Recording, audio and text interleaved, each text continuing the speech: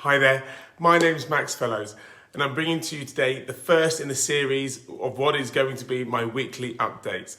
I'm going to be bringing you the latest news, industry trends and insights to save you time and to bring you the latest. Now I'm thinking of calling this 5 in 5, but let me know what you think on that.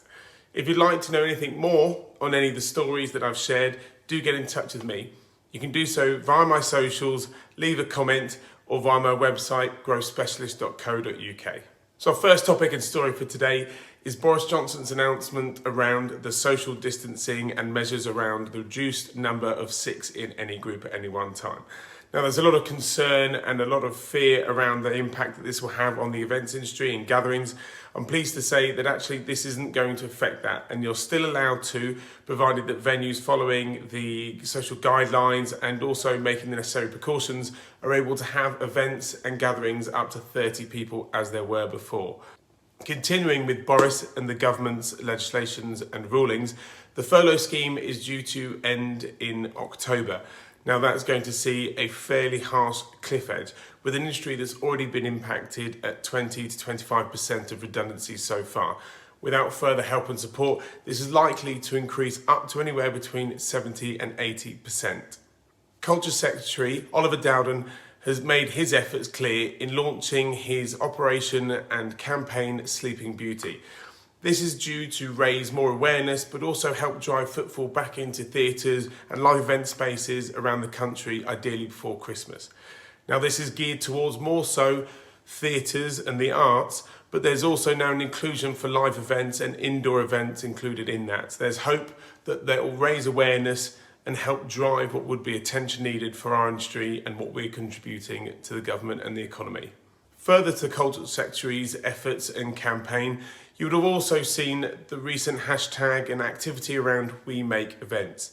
Now this is where a huge host of live event spaces, both in the UK, Europe and around the world now, have lit up in red. Now this is to raise awareness to the crippling restrictions that have been placed on our industry, meaning that it's almost impossible for us to operate and make profit. This is also to highlight the huge economic impact and also revenues that we bring in to the economy and how we need to get back to business as soon as possible. Further to the We Make Events campaign, you may have also seen recently in the last few weeks the launch of the One Industry, One Voice initiative. Now, this is led and run by the BVEP, as well as then a huge host of other agencies who have now started to raise funds and also contribute. The purpose of this is to not only raise awareness with the government, but also with the public, to let them know that events are safe and that we of all industries and our work in health and safety around live events are able to create and also run live events safely and securely. In what is now more slightly positive news, you may have seen in recent weeks the newly formed ILA. Now, ILA is an initiative all around helping businesses and also the industry return to business, but in a green manner, focusing on sustainability within the events industry. We know that because of social distancing and many of the other restrictions in place, that plastics and single-use items are going to increase.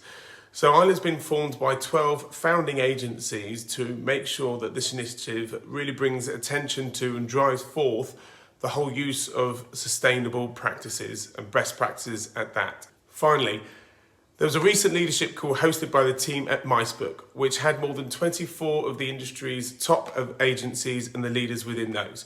A number of different topics were discussed, but one of the key ones within that was the return to B2B events.